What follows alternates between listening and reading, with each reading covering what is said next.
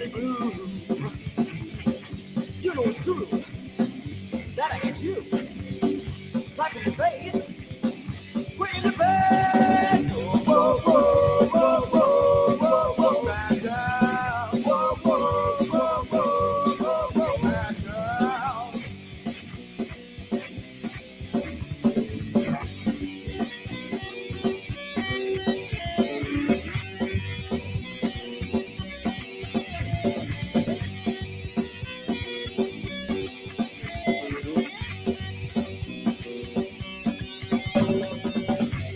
You can see inside my heart. Man, seems like I'm a child.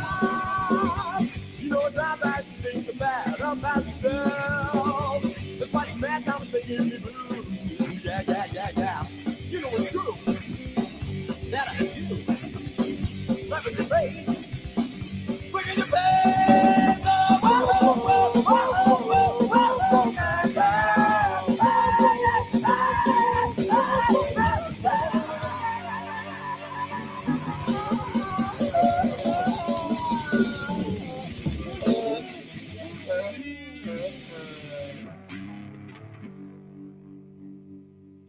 Hello, everybody.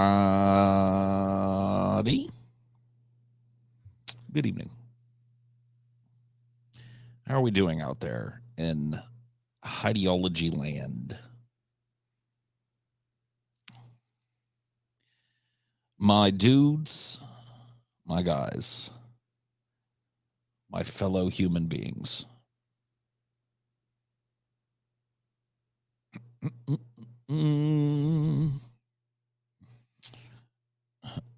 Good rest eventide. That is me. You be lit? Me too, dude. Guess where I went today? You guys take a guess. What did Paul do today? Dun, dun, dun, dun, dun, dun, dun, dun, dun, dun, brum, bu- bu- bu- bu- bu- bu- brr, bu- do, bum, bum, bum. Grocery shopping? Close. Close. Close. Maybe even accurate. I picked up some green goods. I had to pick up some fresh green goods at my local green grocer. You know what I mean? You know what I mean? My local green grocer.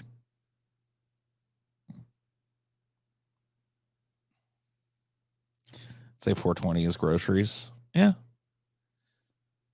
I tend to agree. I mean, I'm not a gatekeepy guy, though.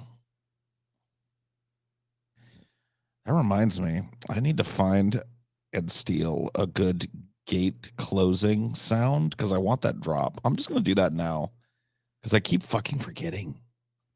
Let's see. I want rusty gate closing sound.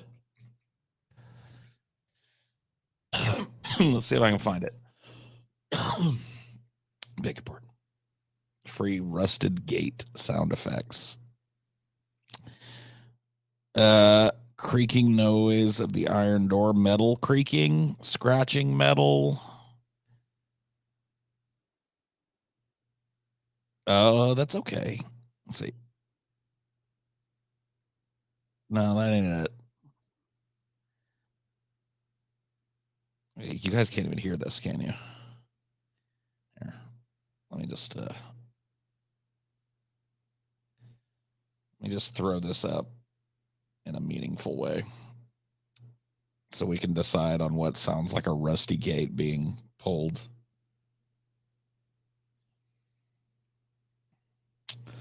Okay. All right. We'll just listen to all these scratching metal. That's okay. Does that sound like a rusty gate? Kinda.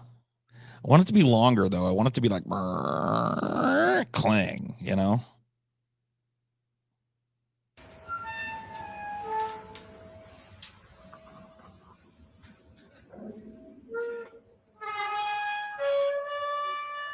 That ain't it. What about this one? Yeah, this is bullshit. What's it?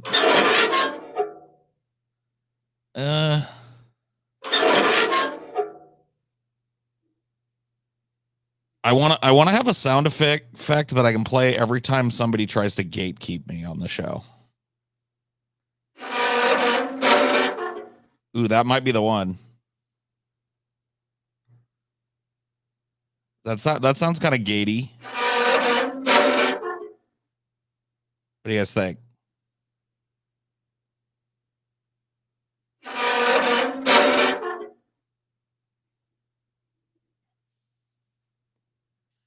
I'm not autistic enough to enjoy this. Oh, I'm sorry. Yeah, that's the best one so far. So I have to remember that. Scratching Metal 6. Got a bunch of these. Nah.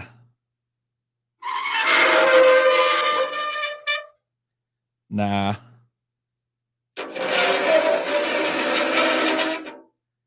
Nah.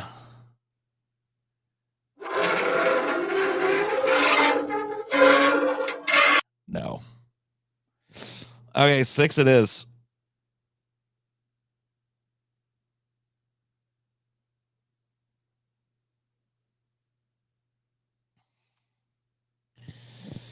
Six it is, and 6 it shall be. It's game over, dude. Those sounds make me cringe. Yeah. I don't think anybody really likes them.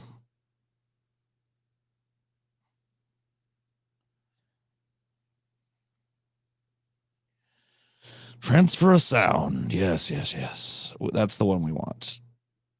So now, every time somebody does something gatekeepy, I can make the sound of a rusty gate being closed. All right. I got that taken care of.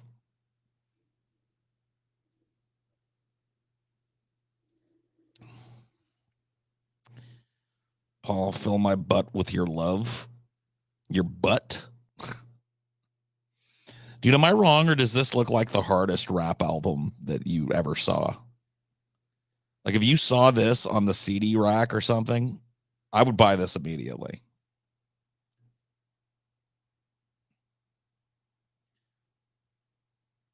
Dude, the Mapilla guy sitting there.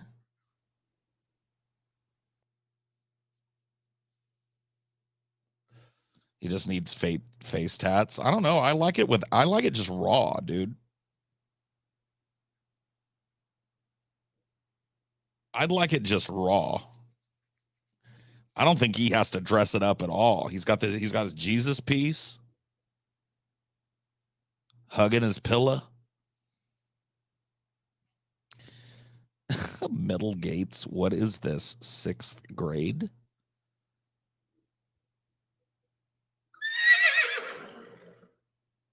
You pissed off the horse.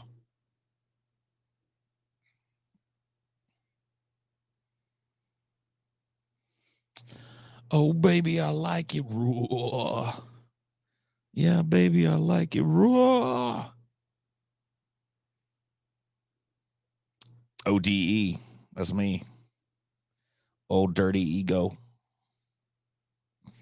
Shimmy, shimmy, y'all, shimmy, yeah, shimmy, yay. Give me the mic so I could take it away. Off on a natural charge, bon voyage. Yeah, from the home of the Dodger Brooklyn squad. Wu-Tang Killer bees on the squad.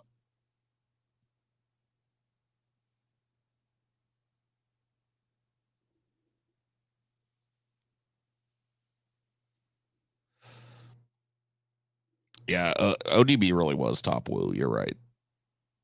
Next to meth. I don't know about meth, but I mean, I like Method Man, but ODB was the king.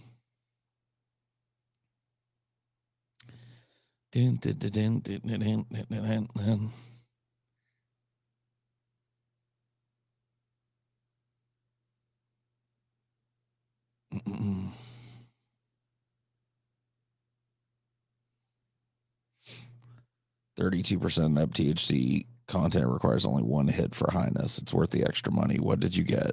I just got some flour, and they had a bunch of pre-rolls on sale, so I got those. So I'll probably work my way through these pre-rolls and then bust out the flour.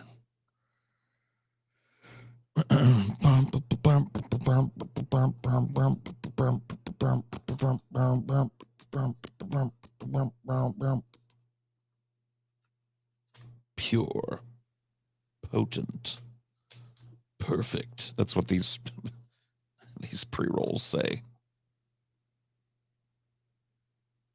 Was the last CD you bought? I honestly don't know. I honestly do not know. I know I probably don't have it anymore, whatever it was. Dude, I was heartbroken. I had my CD case that had all my cool little CDs in it. I had every like ICP Joker's card up through the Jekyll Brothers in it. I had all my old fucking rap CDs, all my fucking just everything I liked. I had one of those like books that zip up. That shit got ripped out of my car, dude. After that, I just never really felt like buying music again. I was like, well, it's a sign.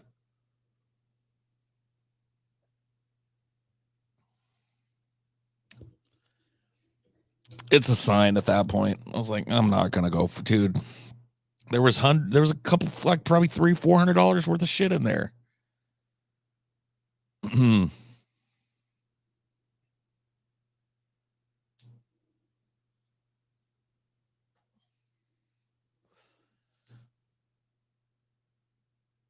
CDs are based. Honestly, there's a huge difference between the sound quality of that and Spotify. If you pay for Spotify Premium, you can get FLAC, which is better than CD quality. But I get what you mean.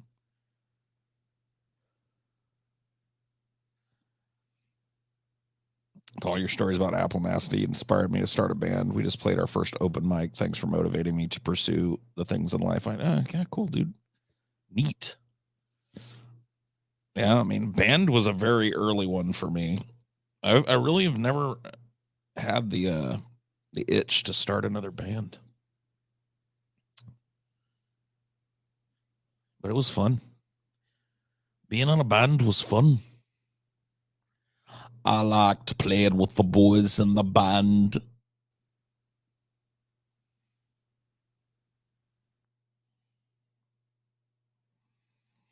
I stare at people, 4 or 5 people every day.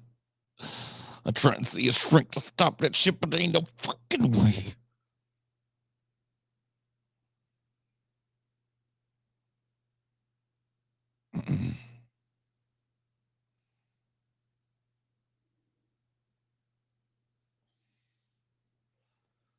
Psychopathic literally lost all its artists back in 2015, all left with Twisted. Dude, Twisted stabbed the clowns in the back.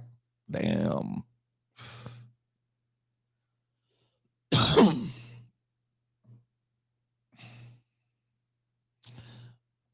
What the fuck? It's fun as fuck. I started singing after telling myself for years I could never do it. Yeah, just do it, dude. Bust out. Get your freak on. Let your freaky freak flag fly in the February some other F word.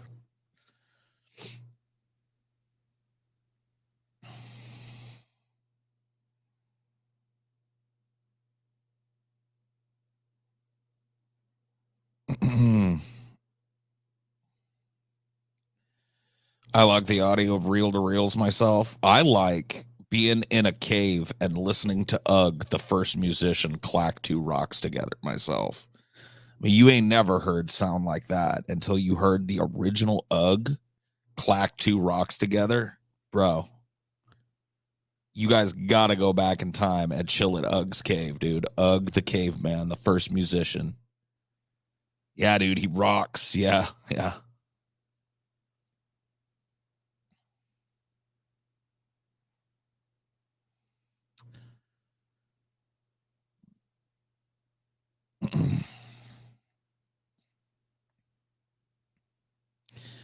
Ugg played your parents' wedding, dude. That's so cool.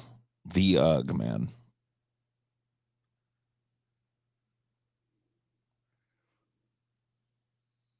I wonder if we'll do that shit in the future. Like, we invent time travel and we realize that it's dangerous to send people back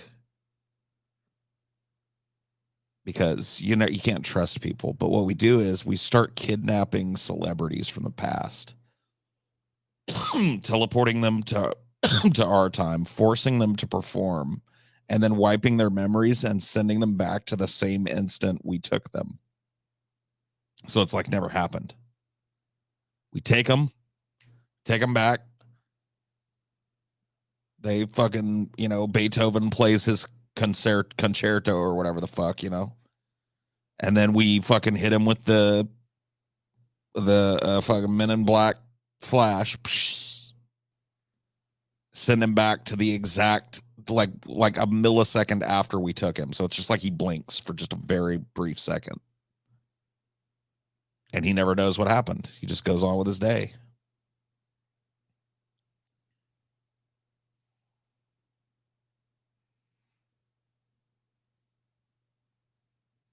There'd be some weird butterfly effect shit if we got too carried away with this. Like maybe in other realities, but in our reality, it would be like Beethoven never left the spot that he was in, you know? Like once the circle was complete, Beethoven would never have left. And since that's part of the future, it's part of the timeline anyway. So it's like it's like it never happened, but we get a free concert. Like, here's what I wish for you guys. When I watch like modern concerts, I'm excited because I feel like for a long time, especially hip hop concerts, were the lamest concerts on the planet, dude. Like literally just a dork standing there or strolling around on the stage rapping. You know what I mean? Like, but now like these acts are putting a whole fuck ton of like effort into their stage shows, and I think that's cool. But I would love to go back and get like 1987 Michael Jackson. That bad era Michael Jackson, right? Who's bad? And because dude, I got to see that era of Michael Jackson on stage, and bro, I mean, nothing compares, right?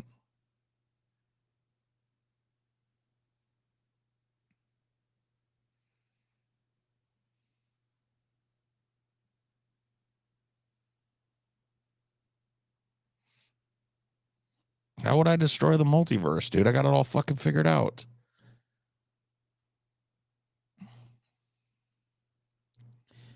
I got it all figured out.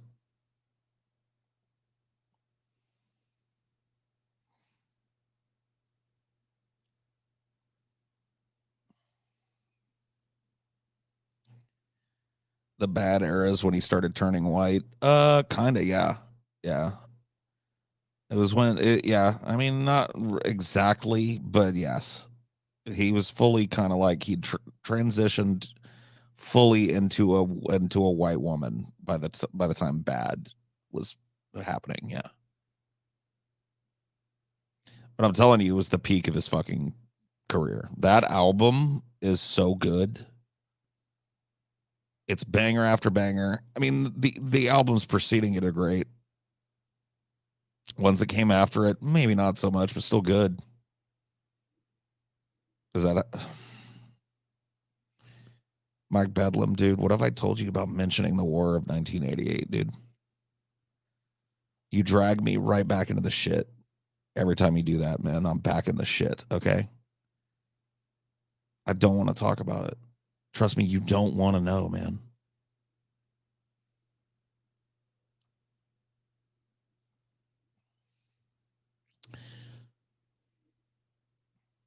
We could go back in time and get Tupac and Biggie while they were still friends and have them do the concert they never did together. Dude, can you imagine?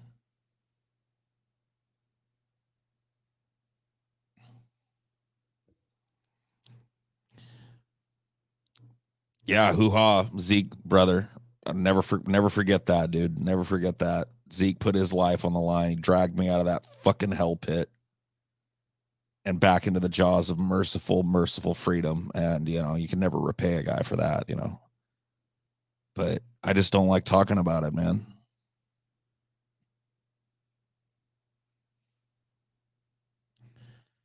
Too much trauma,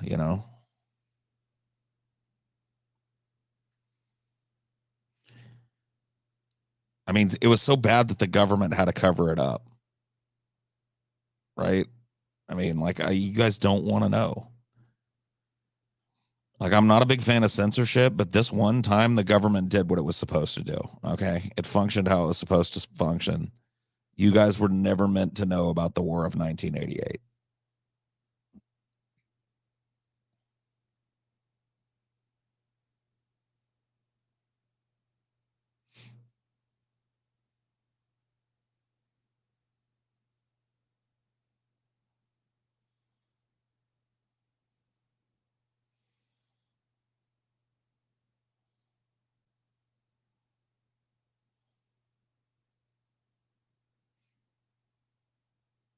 Let's just put it this way, right? All right. I don't want to brag, but here's a little bit of lore you guys don't know. Okay. When the War of 1988 finally ended, I sat underneath a fig tree in Georgia, and I wrote a 2-line poem, and it was, "All my friends are dead, push me to the edge." And I just wrote that over and over again, right?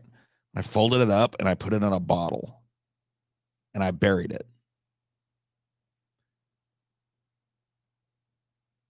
That bottle, you guys are not going to believe this. The fig orchard that I was in was made into subsidized housing. And that bottle ended up right in the backyard court of the building. You guys are going to fucking not believe this. Lil Uzi Vert lived in and was raised in. And one day he was playing under that same fucking tree. Right? Tripped over something. He's like, "What the fuck is that?" Found my bottle. Found the poem inside. And the rest is history. I'm Big Uzi Vert. Okay? You guys ever wonder? Like, okay, he's Little Uzi Vert. I'm Big Uzi Vert.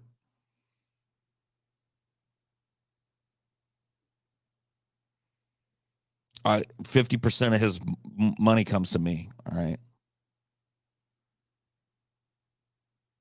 Like super size Uzi Vert. Big gulp Uzi Vert.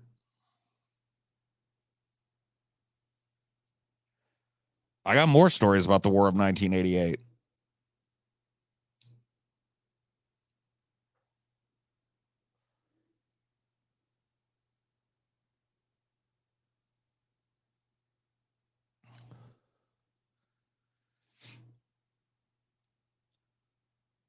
So I don't want to talk about what was going on, but I was deployed in the war in 88.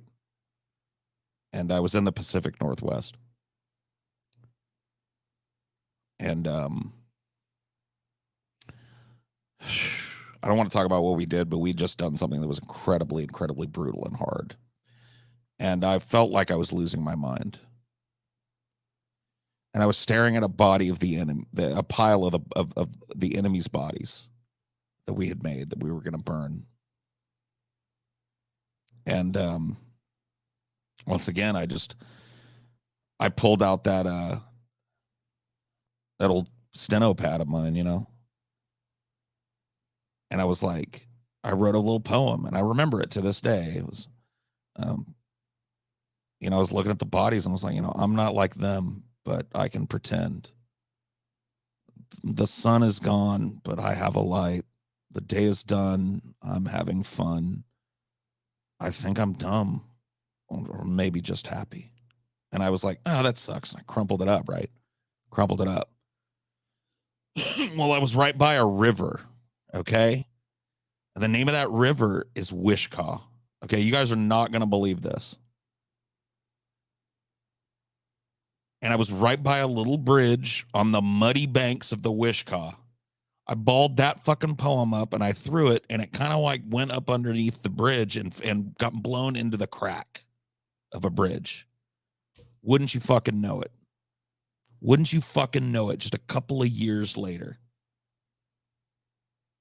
A couple of years later, Kurt Cobain happened to be doing some fucking heroin under that very bridge, and he reached in that fucking crack, and the rest is history. You know what I mean?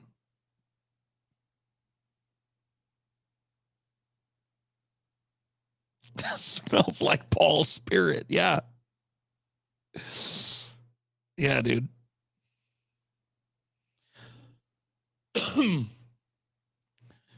I got another story for you guys. You're not going to believe this one.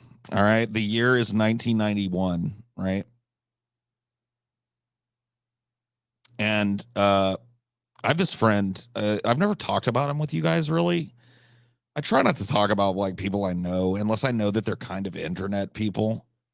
But this guy, this friend of mine's name is Paco. He's been a friend of mine since I was a little like knee high to a grasshopper. Me and Paco go way back. Paco was in theater with me,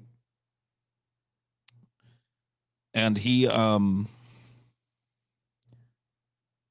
real serious about it, you know, in a way that I don't think maybe even I was at that point. And he moved right after high school. He moved to LA, like lived in Burbank. And he got a job at like a diner, right? So he was like waiting tables, bussing tables, cleaning and shit during the day. And then at night, he was writing, going to writers' workshops, auditioning, going to acting gigs. You know, and he was barely making it, right? He was barely making it. And then one day at his dining gig, and I know this sounds fucking crazy, but it is LA and it's Burbank, right? You guys aren't gonna fucking believe this shit. Harvey Weinstein, right? And Weinstein goes, ordered whatever he got. He got steak and eggs. I think my Paco said it was. Paco brings him a steak and egg. He just does his job. You know what I mean? He doesn't fawn over, he doesn't he doesn't interrupt Harvey. At the end of the meal, when Harvey asks for the check and Paco brings it, he says, "You know what, young man?" He said, "I really appreciate the way that you have taken care of us here at the table." And Paco said, "Oh, thank you, sir. You know, I try and do my best." And Harvey said, "You know what? Maybe I could use a guy like you." Well, long story short, Paco ended up getting hired to do like you guys know the term gopher? Have you guys ever heard the term gopher?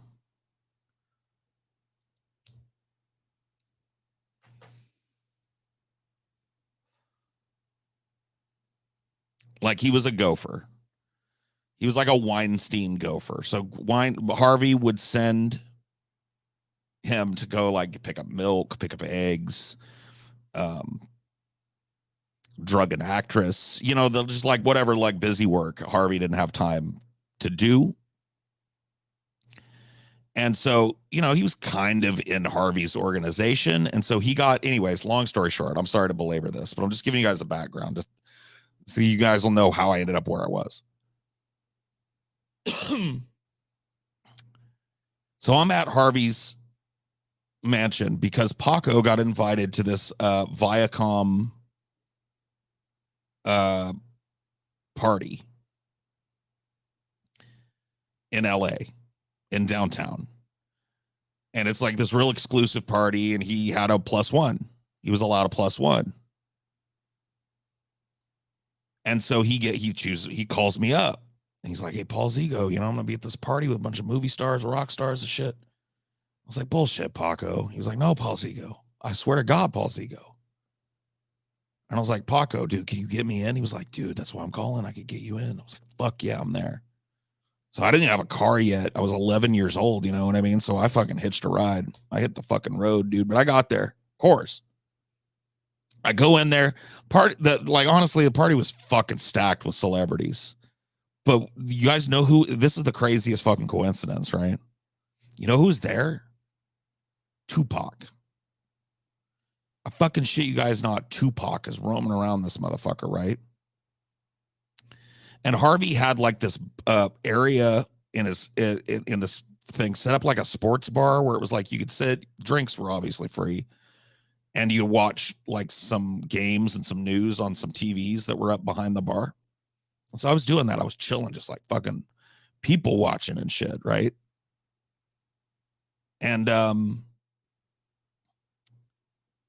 of a sudden, I'm kind of like looking up at the news, and I hear like Biggie Smalls continues to diss California rapper Tupac Shakur. And it kind of went into some of the shit that Biggie was saying about Tupac, right? I didn't realize it, but while I was paying attention to that, Tupac had walked up right behind me. And he was watching that shit too. And I was watching the news, and out of exasperation, total fucking exasperation, I was like, you know, looking at a picture of Boogie up on the fucking, not Boogie, Biggie. That's a different story, but we'll get to that. I'm looking at a picture of Biggie up on the fucking monitor up there. And I said, you know what? First off, fuck his bitch and the clique he claims. And everybody at the bar was like, oh, yeah, dude, fuck yeah. The rest is history.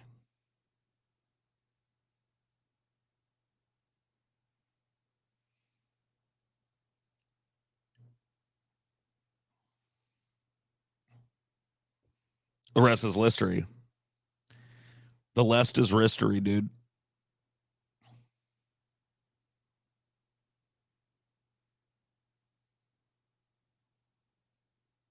I mean, I don't want to brag, you know.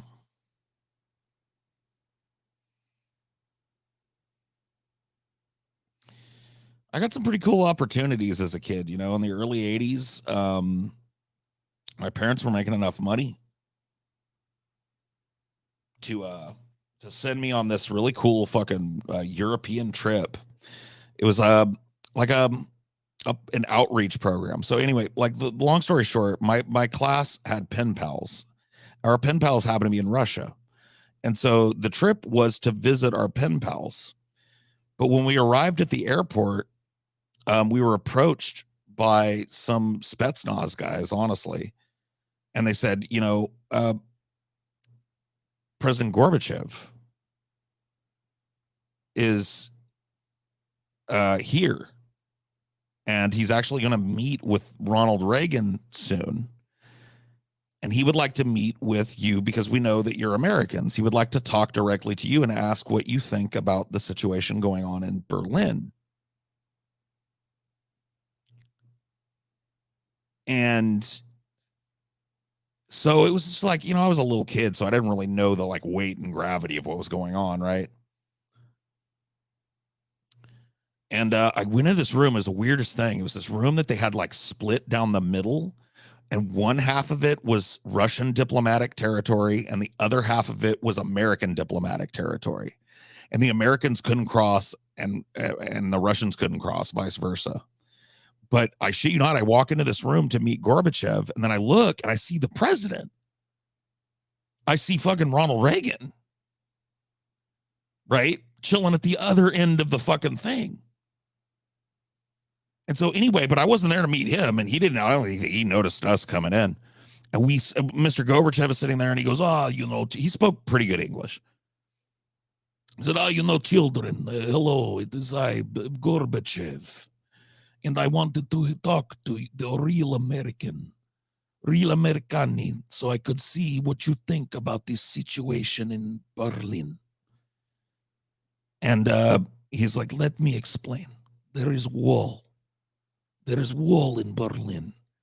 And half of Berlin is one city, but half of Berlin belong to Mr. Gorbachev, and half Berlin belong to Mr. Reagan across the table. And Mr. Gorbachev does not know what to do because he wants the city to be whole again.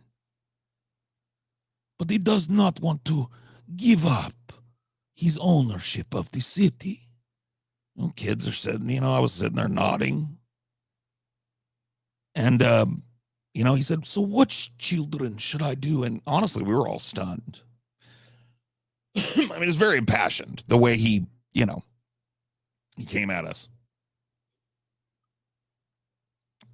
And the room kind of got silent. And at the time, I didn't know why, but it meant that, the American delegation on the other end of the room was listening too. And I kind of spoke up and I said, "Mr. Gorbachev, tear down that wall." And the left is history, dude. You know what I mean?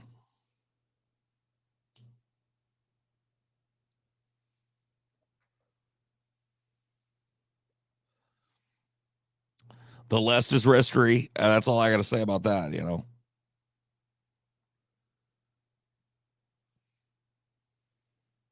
I mean, I got stories on stories for you guys, dude. And you know me, I don't bullshit.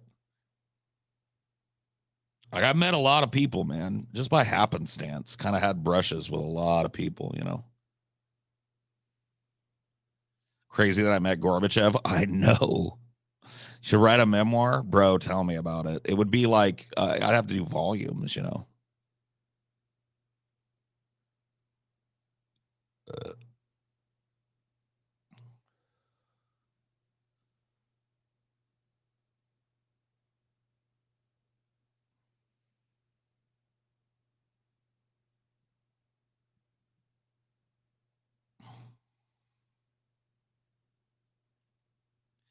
Dude, I'm way too fucking young to have met George Washington. Are you kidding me, dude? How old do you think I am? So silly, dude. Yes, I met George Washington. You act like I'm just like making up bullshit. I was born in 1980. Okay, I met Gorbachev, not George Washington. All right.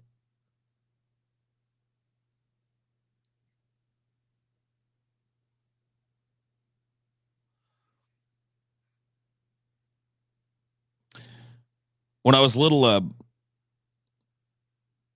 I used to get I used to get to go to LA quite a bit, growing up in the Central Valley. And that's cool because there's a lot of cool places in LA, you know what I mean? And there's a lot of cool little holes in the wall. My dad had to travel there for business quite a bit, union business usually. And we would get to stay in modest little hotels and stuff. And we ended up in this hotel one time. I had this it was right near this canal. And across the street from it, there was this cool old video store. And I'll never forget it because it had the most plain Jane name and sign that you'd ever seen. It was called the Video Archive, right? And my dad and I were movie buffs. I always have been. So we would go there when he was having to stay there for like a conference. We would go to the Video Archive and we would rent weird movies and shit, right?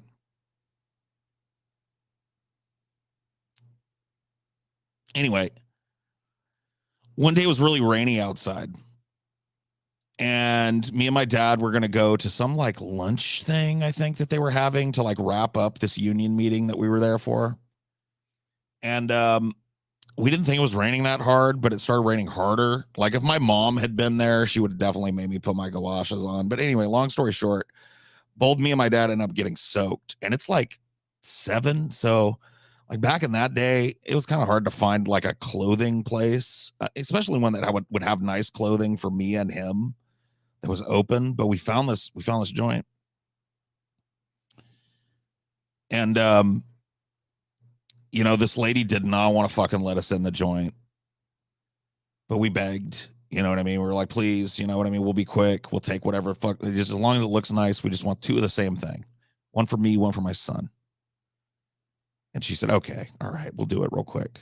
And so we got these white shirts, black jackets, black slacks, black shoes, just like a business casual kind of look, skinny black tie.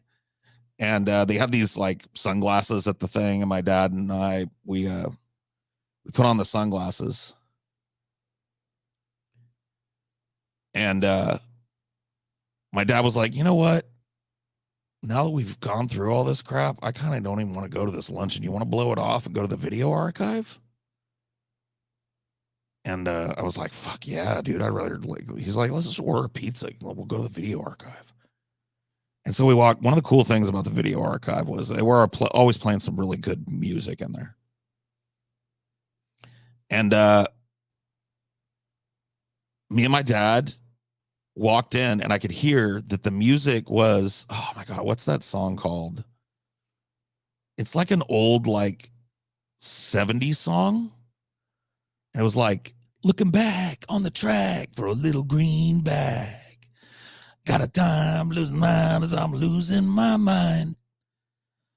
Outside of the night, outside of the day, right? That song, right? It's playing. And me and my dad walk in shoulder to shoulder in our black suits, you know what I mean? With the glasses on. And there was this fucking nerdy dude that was a clerk at the video archive. And he was like, oh my fucking God, you guys look so fucking cool right now.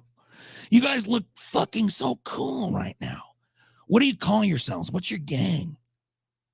And I told you this place was right next to a canal. And I looked outside. I was doing that thing where you like scan the environment for a cool name when you want to make something up. And I saw a pack of stray dogs walking next to the reservoir. And I said, we're the reservoir dogs. And he was like, oh my fucking God, you're so cool. And we were like, all right, whatever, weirdo, you know. Went and got our movie, checked out, went on about our business. Anyway, long story short,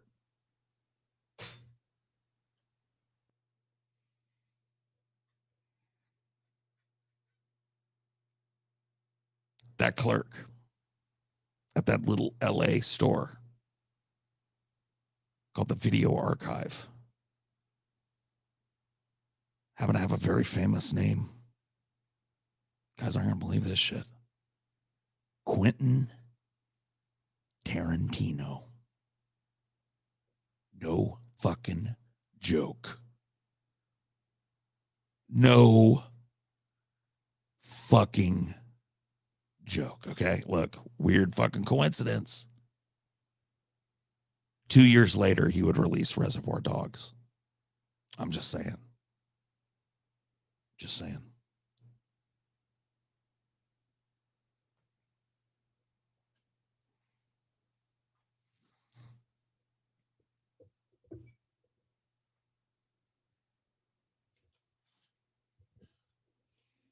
I'm just saying.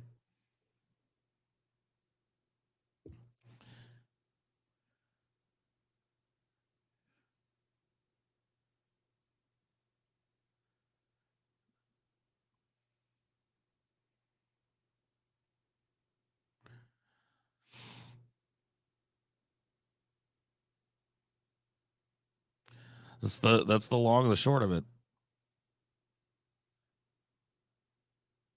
That's some crazy stuff.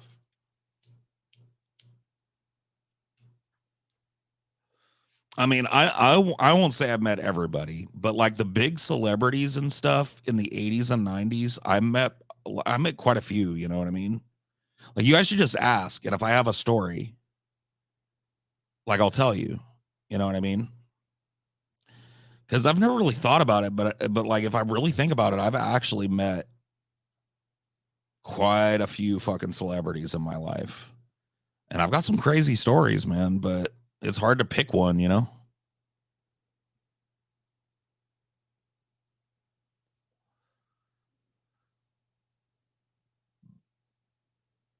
Have you met Billy Bob Thornton? Funny you should ask. It's so weird that the first one that somebody asked, I actually yeah, I did brush shoulders a little bit with Billy Bob, yeah. It's kind of funny. My dad and I were in Chicago on another one of those business union trips. And he got like vouchers for some reason. Like he'd won some raffle at the thing, and the raffle was for vouchers to go on a radio show. And he knew I was into theater and stuff, so he was like, "Hey son, you want to go do this?" I was like, "Cool." I'll go on the radio show. You know what I mean? And so they had like a little segment for me or whatever. The problem was I had real bad like strep throat.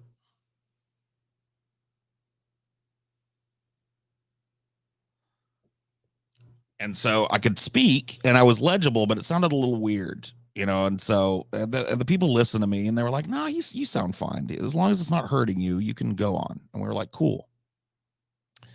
So I'm waiting, and they had some band in there on, like a country band, and you know, they played a song or whatever, did a little interview, and you know, as they were finishing up and coming out, my dad had just asked me. He was like, "Hey, son, you know, after this, we're gonna get some dinner. What do you think would be easy on your throat? Like, what sounds good to you?" And you know, as that band was walking out, that I was answering my dad, you know, and I said, "You know, I guess some taters would be nice." He's like, "Some taters?" It's like, mm-hmm. And wouldn't you know it, dude? That little kind of not very well known band had a very famous fucking lead singer, Billy Bob Thornton. 2 years later, released Sling Blade.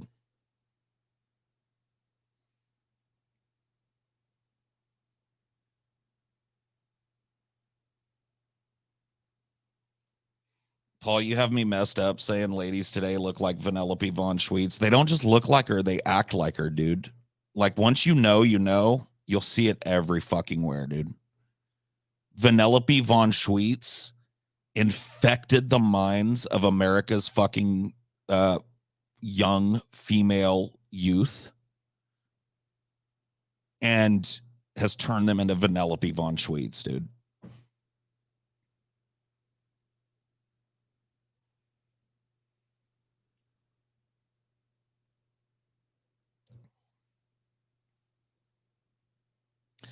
Some taters would be nice. Mm-hmm.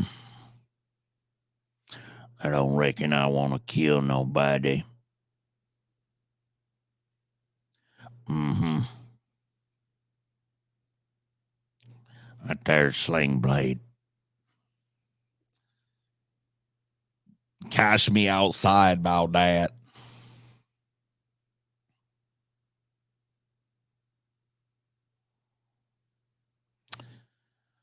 Best hotel you've stayed in. That's actually a pretty funny story, dude.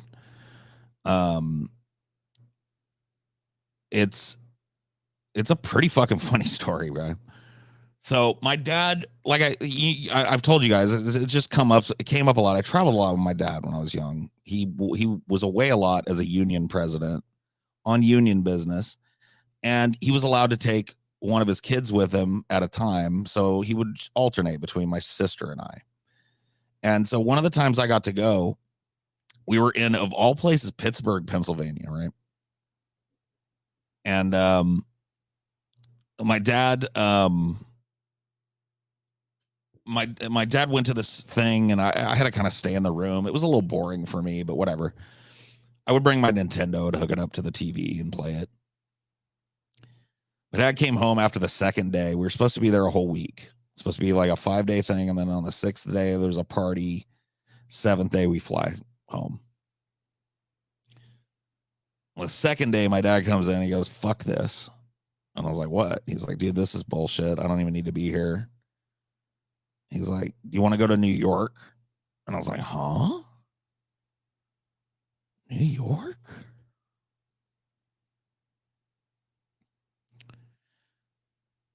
And of course I wanted to go to New York. I was a little theater kid, so I was like, "Oh, can we see a Broadway play?" He was like, "Hell yeah, we can. We'll do it." So it was crazy. Pittsburgh is a good, I don't know. I'm not from that area. I remember it being something like an 8-9 hour drive. You can correct me if you're in that area, but it felt like that. It felt like about an 8-hour drive, right? One of the most memorable trips of my life. Dad rents a car. It's kind of like the beginning of winter, so it's not like all snowy everywhere yet, but it's about to be, you know, it's cold. We make this, excuse me.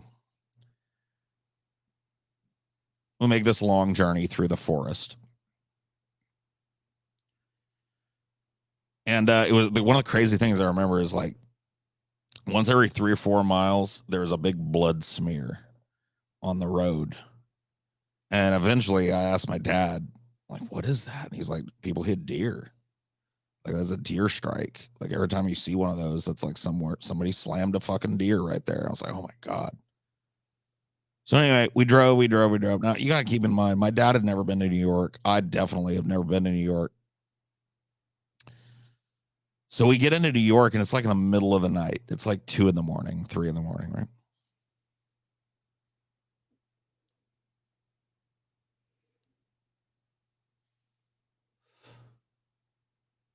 And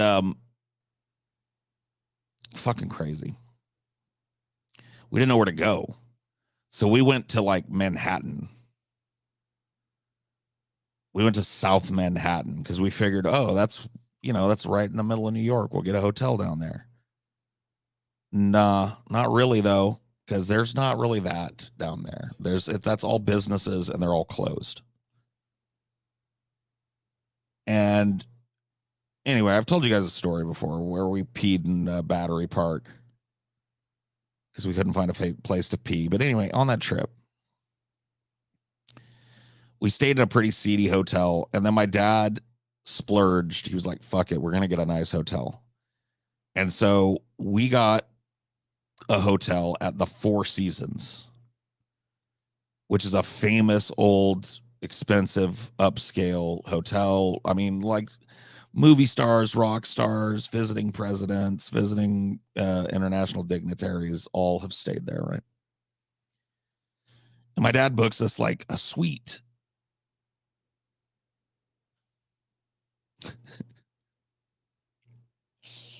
Books a suite in the Four Seasons. And wouldn't you know it, in town, like I said, dignitaries in town, brand newly elected President-elect Bill Clinton.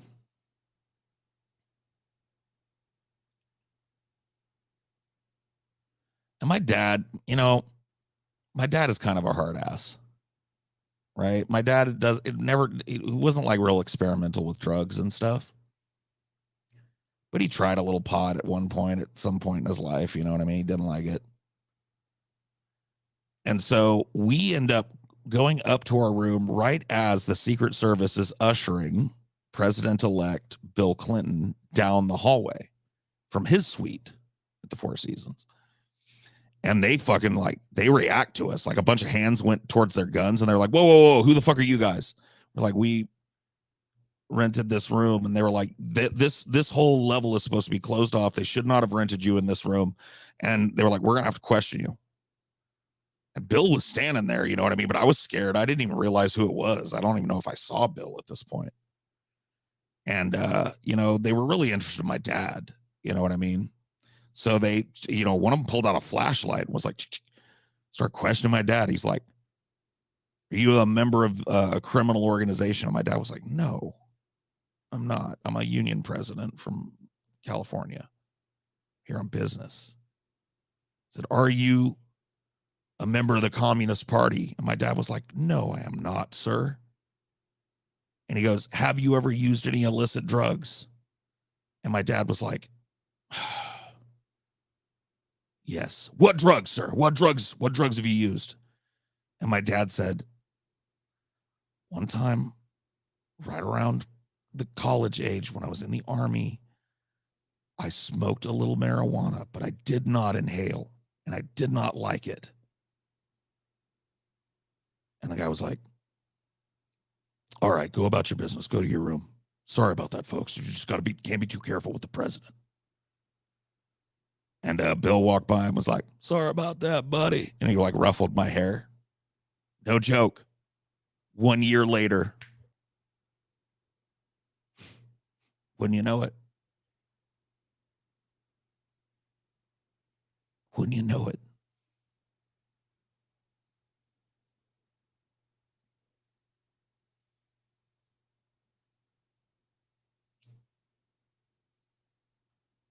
Oh, I left out a bunch of that story, Phoebes.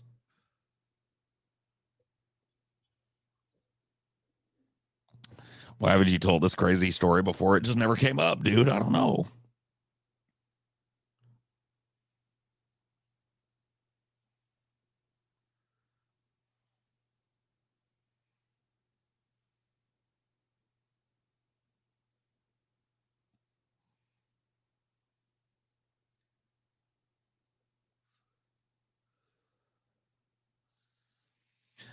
Was he with a 16-year-old? No, but he was with an attractive young girl, like young lady, like very early 20s, brunette, a pretty smile, you know what I mean? Tight black dress. Remember her, but I don't think she was anywhere like 16. A little thick too. Yeah, the chick he was with. I remember. I don't know if it was like just like an aide, but he had his hand around her waist. And you know what I remember too, now that you bring that up, is that day she had like this stain on the front of her dress. Like a big, like, I don't even know. Like, I mean, like, I didn't know it at the time because I was, younger, but like if I didn't know better, I would say it was a big old like cum stain or something on her dress. Hillary wasn't there. That's the thing. She wasn't even in the vicinity as far as I remember. Yeah, it was crusty around the edges. It looked like milk, maybe, or like heavy cream had been spilled. I don't know, man.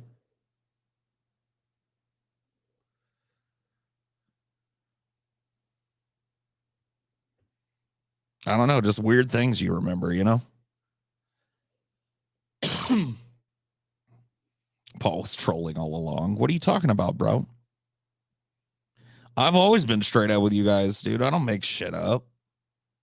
What kind of monster would I be if I made shit up?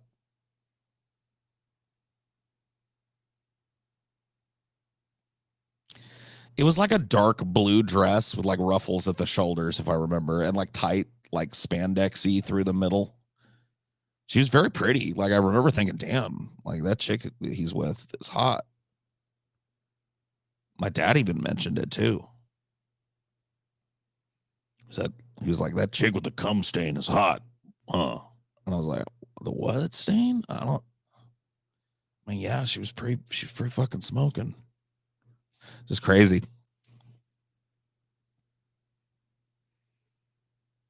And everyone clapped. Oh, come on. I'm not the fucking hero of any of these fucking stories. It's chance encounters.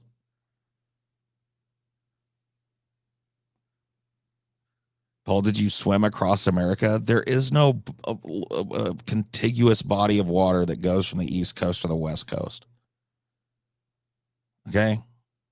See, I couldn't do that. Stupid. Like, I'm bound by the limitations of reality. Okay.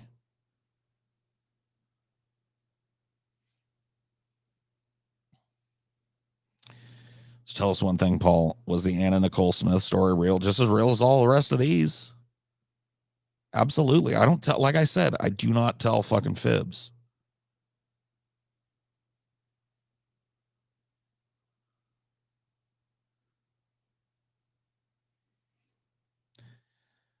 No, shotgun facelift, because if I tell them about when I met Pope John Paul II, they are they're just gonna fucking call me a liar, dude, because they don't care to hear an interesting story because they're all so fucking internet brained. They think everything's a fucking conspiracy or whatever. Like a dude can't like brush into a couple celebrities a couple of times. Yeah, nobody's ever fucking met the president before. I mean, come on, dude. Come on. It just makes me not want to tell these fucking people got to be skeptical about everything. It's not like I was like, I'm Superman and I fucking, I was in a fucking hotel with my dad and I brushed shoulders with fucking Clinton. Like, what is that? Like, fucking unheard of?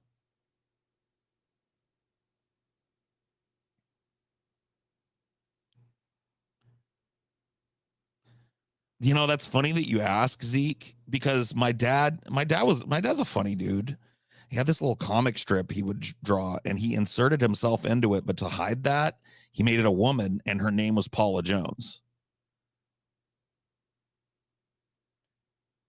And so like my dad, when that whole scandal broke with Paula Jones, he was real like I asked him about it and he was real quiet about it. He got like real nervous. I don't know.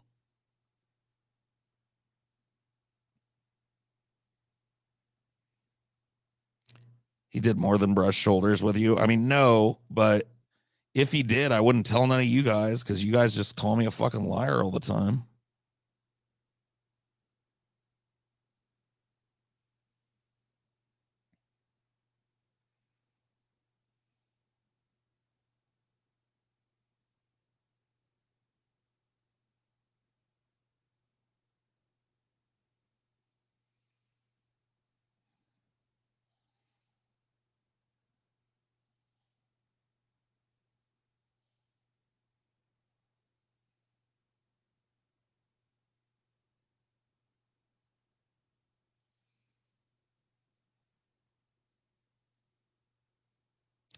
You stinker. What?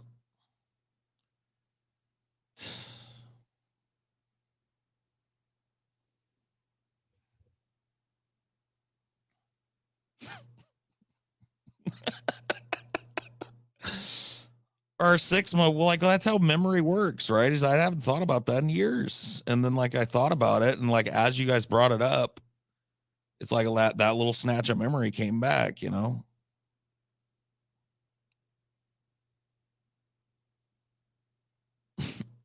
The war not only changed me forever, one winged angel, it changed the world forever. Those of us that fought, by the way, for your freedom, and have been forgotten or erased from history by the government to protect you from the fate of knowing what happened in those dark years. It changed everything. It changed everybody, dude.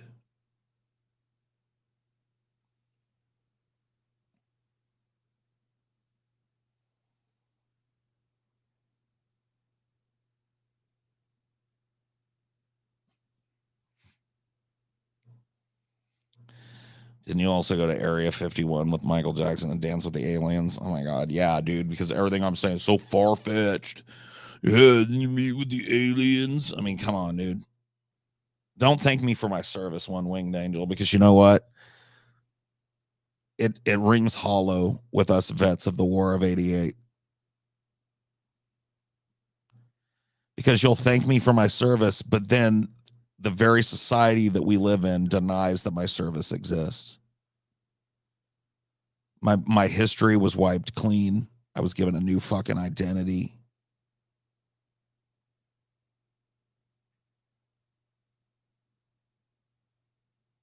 I don't want to go into all of it. You know what I mean? It's tough.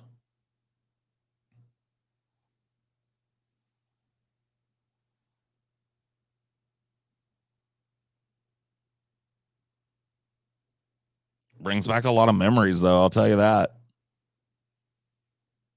Thank you, Kayla.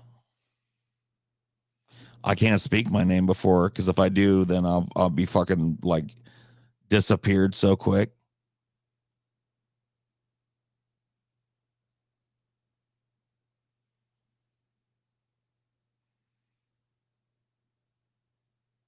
I don't think I got Trump into office. That's like overstating it, Big Gabe. That's like overstating it. Like I brushed in. Well, I didn't even really talk to the guy. I didn't even talk to the guy, dude. I just happened to fucking be like, look, my dad and I, we went walking around Manhattan, and we ended up at like Trump Towers, and at that time he wasn't even running for president or anything. It was the fucking, early '90s, and you know, we just wanted to take some pictures of it in there and like go in the lobby and stuff. There's a whole tourist thing in there, so it was like cool for us to go in. And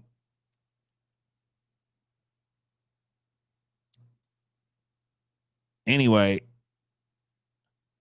my dad and I ended up getting this argument. I don't even remember what it was about, but I was like saying, like, you have to, like, you're my dad, so you have to protect me. You keep telling me to look after myself, but you're supposed to look after me. And my dad was like, that is not true. You are more than old enough to look after yourself. And I would say, like, I would go like wrong. I would go like wrong. That's not truthful. That's not truthful. You know that to not be true. That's a lie. And then my dad, he said to me, you know what, boy, you better be glad I'm not in charge of everything. And I was like, well, and he goes, you know what? You better be glad you'll never be in charge of everything.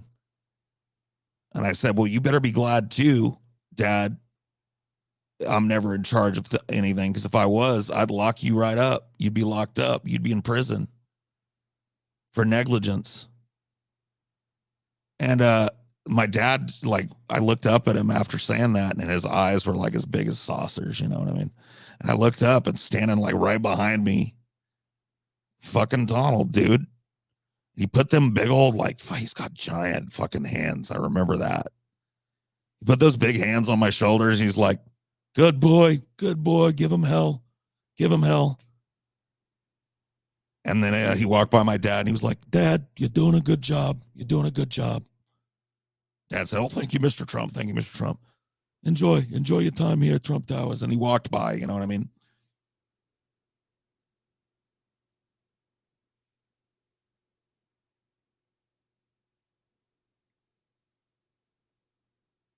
Well, I was little though, I was young. I was only 11 years old, and so his hands. I remember. I felt like they were huge.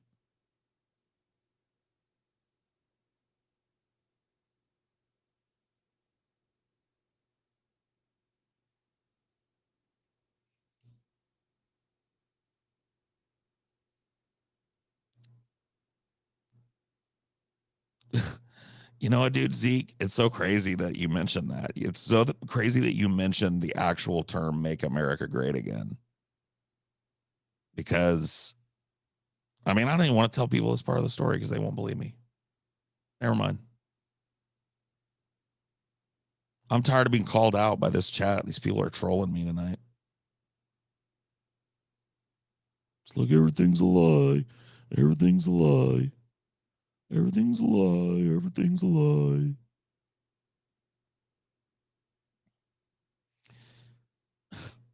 Dude, I've never been to no Texas Rangers game. Are you kidding me?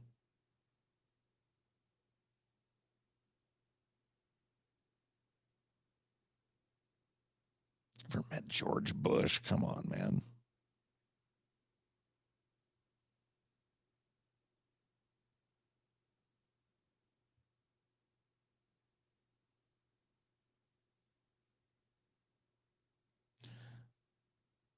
I remember I said to Paul Zico, I said, good job. Isn't Paul Zico doing a good job? Terrific job. And look, I know jobs. Paul Zico, he's one of the good ones. And, you know.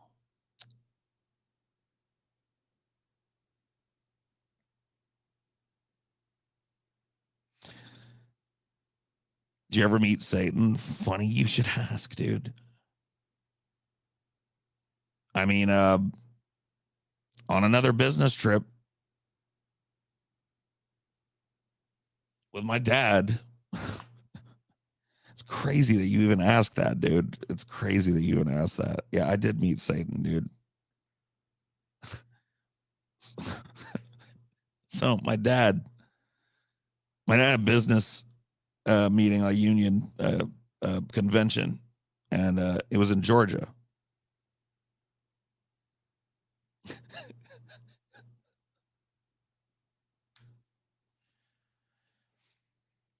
And when you know it, around this time, like I was trying to figure out like what musical instrument.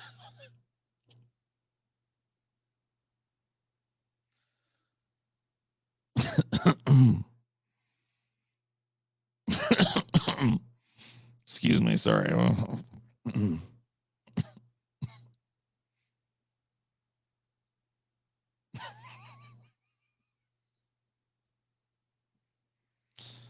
Anyway,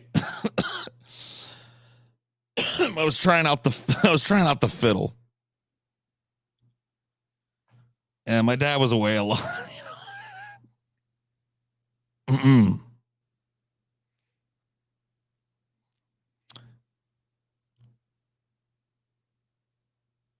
You guys are not gonna believe this because it's just such crazy happenstance. But I happen to be playing the fiddle on the corner by myself, and it turns out that the devil at that time, and you can look this up, it happened, came down to Georgia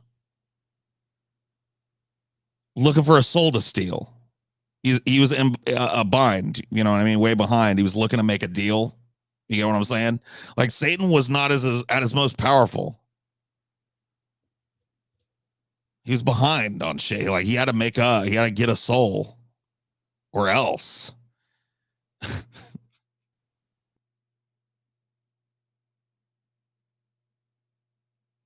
Anyway, long story short, I beat the devil at a fiddle contest, but he was like he told me afterwards he's brand new, and I'd been playing for like 6 months. So it wasn't that bad. It wasn't that big of a fucking thing.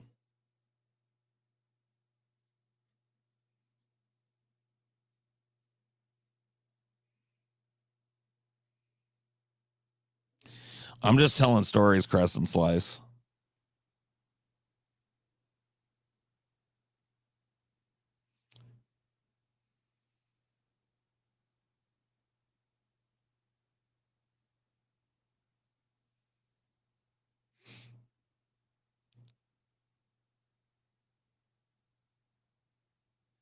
God, I forget her name. I've never met Kim Jong Un and Prim Paul, but you guys, I mean, like, this one is kind of crazy. I met his sister, and I fucking feel horrible about it. I cannot, for the life of me, remember her name.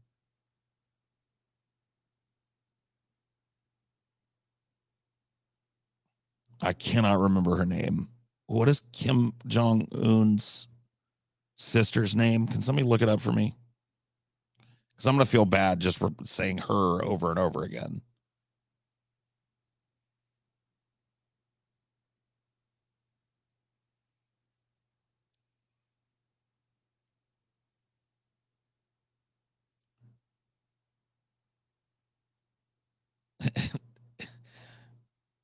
Dude, is it really Kim Yo Jong?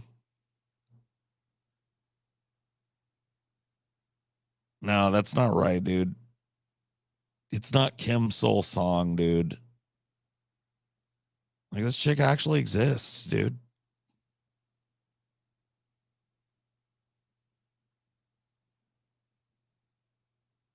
You guys aren't even gonna fucking believe this story any fucking way. So whatever. Just being such boomers about this, dude. If you don't want to hear the story, that's fine.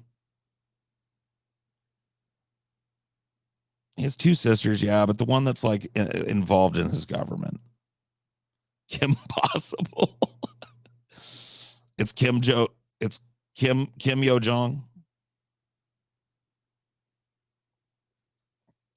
That that's her name. Now I remember. It's all coming back to me now. So in college, in one of my brief and abortive attempts at finishing college, I actually stayed in for a couple of semesters, and I got really involved in this mock United Nations.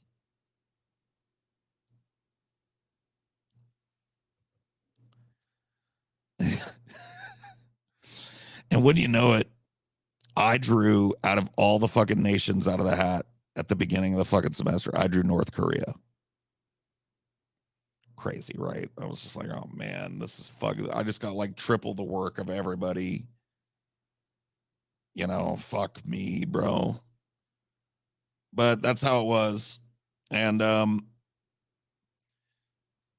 they gave away, like, there was a prize, right? And whoever did the best on the final and had the most points after the mock United Nations would win a trip to their country. And I worked really hard on it, and I just like looked at it. I don't want to brag, but I won, right? I mean, believe it or not, wouldn't you know? And I was a college kid, you know what I mean? I was like, wow, North Korea, isn't that dangerous? And they're like, no, no, no, no. It's actually kind of fun. Like, as long as they know that you're like with us, like on the Americans and stuff. Like, once you're in there, it's cool. You're going right to fucking Pyongyang. We're putting you right in the thick of the best of the stuff there, and you're gonna have a great time, dude. Don't worry about it. We all chill there. I was like, really? It's like, yeah, cool. So I went.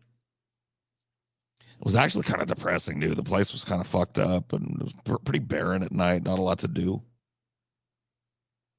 But I did find this one bar, and I was in there one night, and I was just having like a North Korean beer.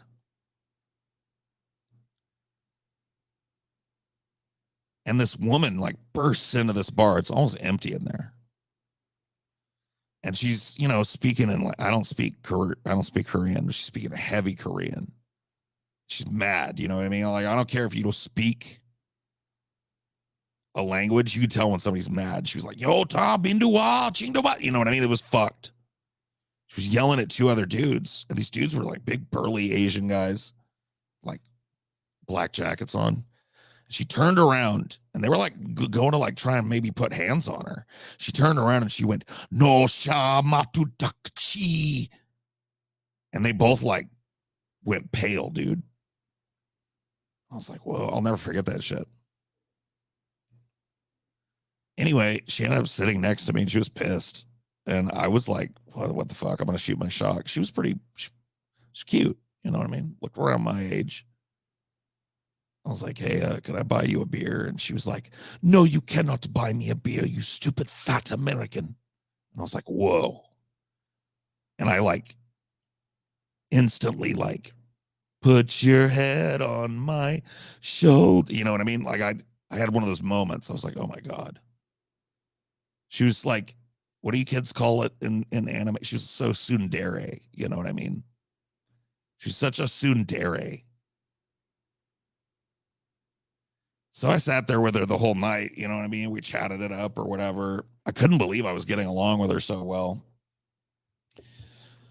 The bar was like, hold on, cheated, we know it. And I was like, what does that mean? And she was like, they're closing. We must leave. And I was like,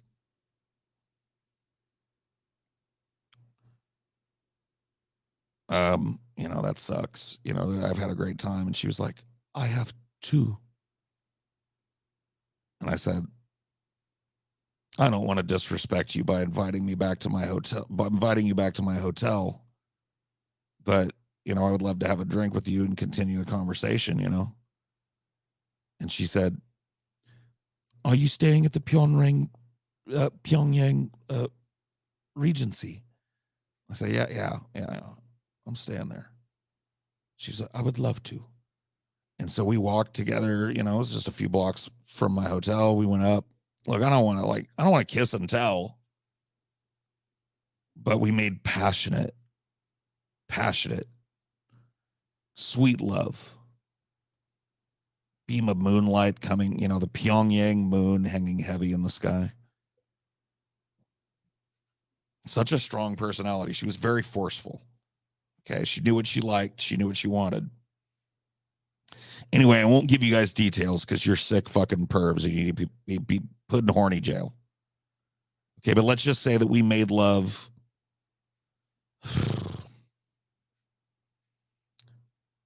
Conservatively,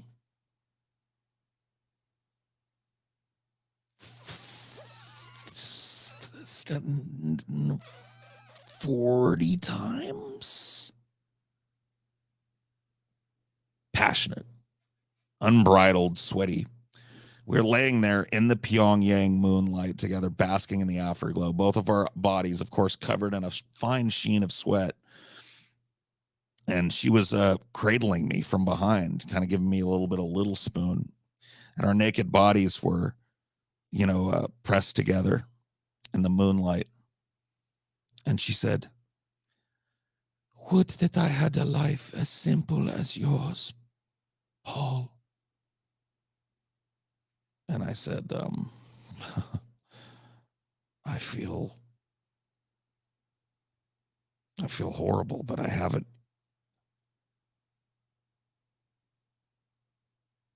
even asked your name. She said, "You may call me Kim." And I was like, "All right, Kim. It was very nice to meet you." And she laughed.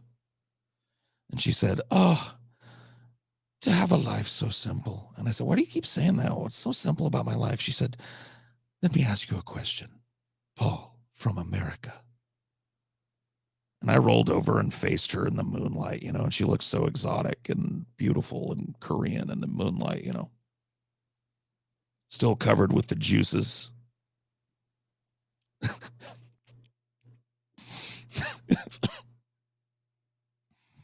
The juices of our love making, glistening.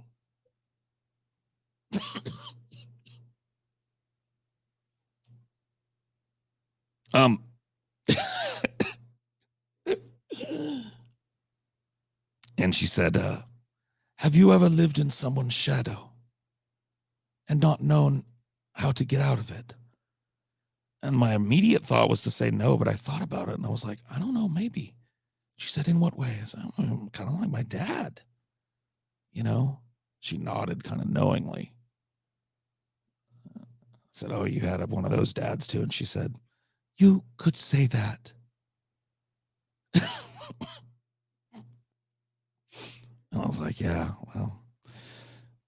And she said, "But now I find myself in the shadow of another, for regrettably, my honorable father has passed away." And I said,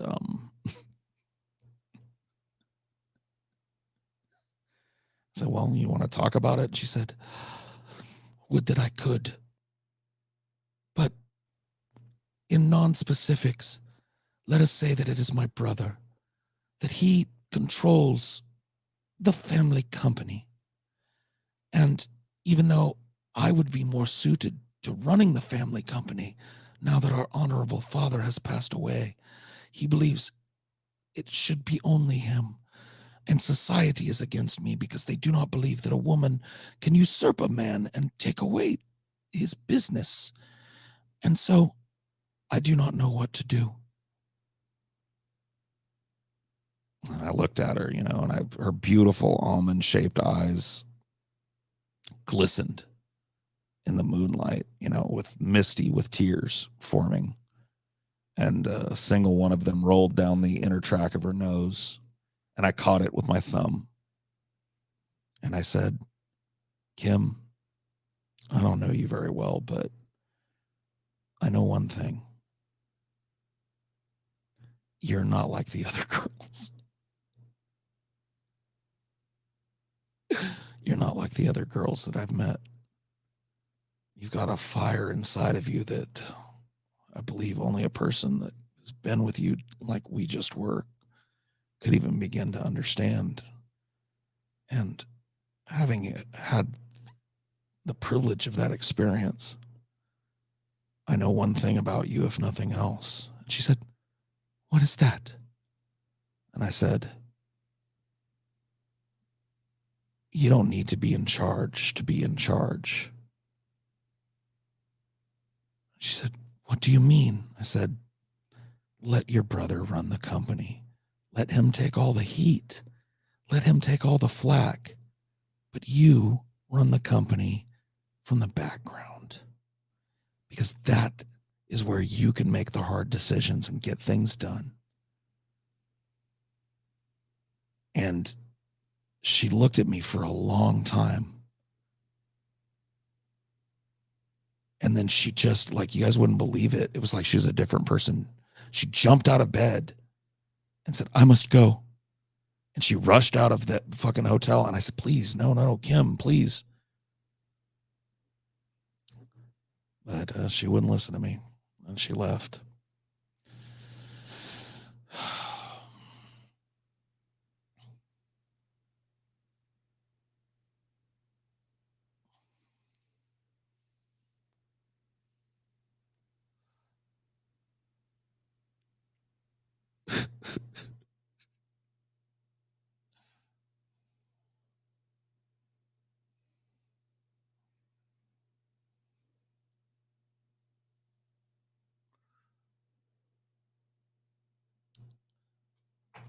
Crazy times, you know what I mean? Crazy times.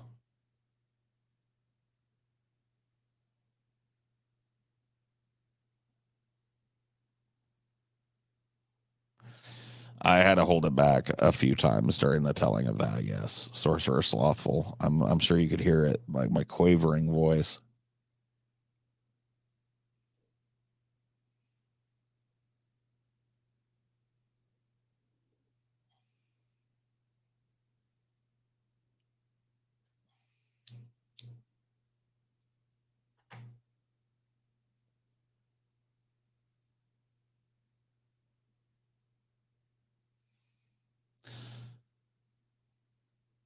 Mapilla. Go to mapilla.com, please, and donate to me. I'm dead broke. I'm gonna be out in the street.